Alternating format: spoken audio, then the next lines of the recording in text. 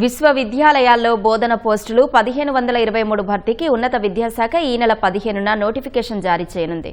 Job క్యాలెండర్లో 1500 పోస్టులు భర్తీ చేయనున్నట్లు ప్రభుత్వం పేర్కొన్న బ్యాక్లాగ్ పోస్టులతో కలిపి మరో 23 ఖాళీలను భర్తీ చేయనుంది. రెగ్యులర్ ఖాళీలు 1244 ఉండగా బ్యాక్లాగ్లు 279 ఉన్నాయి. వర్సిటీలు వీటన్నింటికీ రిజర్వేషన్ రోస్టర్ను రూపొందించాయి.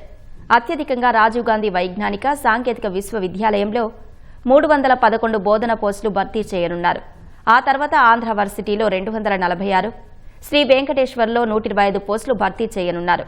అత్యల్పంగా ఆంధ్రకేసరి వర్సిటీలో 9 ఖాళీలు మాత్రమే ఉన్నాయి.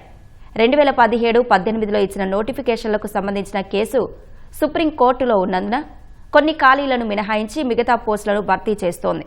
వైసీపీ ప్రభుత్వంలో 2023లో ఇచ్చిన అధ్యాపక పోస్టుల భర్తీ నోటిఫికేషన్కు సంబంధించిన కేసు ప్రస్తుతం హైకోర్టులో ఉంది. ఈ నోటిఫికేషన్లను ఇప్పటికే విశ్వవిద్యాలయాలు వెనక్కి తీసుకున్నాయి. కొత్తగా నోటిఫికేషన్ ఇచ్చేందుకు పాలక వర్గాలు ఆమోదం తెలిపాయి. అధ్యాపక పోస్టుల నియామకంలో కాంట్రాక్టు బోధన సిబ్బందికి వెయిటేజీ ఇవ్వనున్నారు.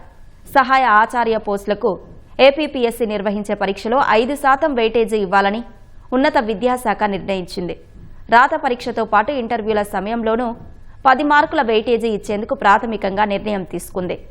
2023 నోటిఫికేషన్ మధ్యలోనే నిలిచిపోయినందున అభ్యర్థులకు ఫీజు మినహాయింపు ఇవ్వాలని ఉన్నత విద్యాశాఖ నిర్ణయించింది.